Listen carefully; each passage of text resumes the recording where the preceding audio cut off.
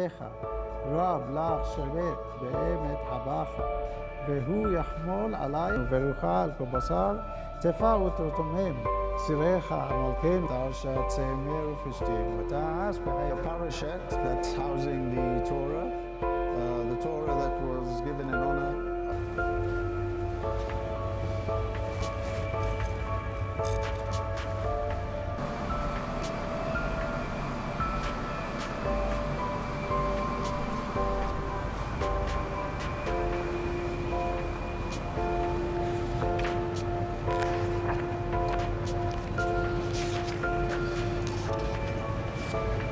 شتاي ميمسة ورحوك مطمنين مطراب بطح ولا بعلا وشلا ربايام ومي باشالي بيهو إلهي أبي برمينو أدونا. It's basically the Abrahamic Accords that has opened everything up, and we now feel that we can develop Jewish life in Bahrain because we have a fully functional synagogue.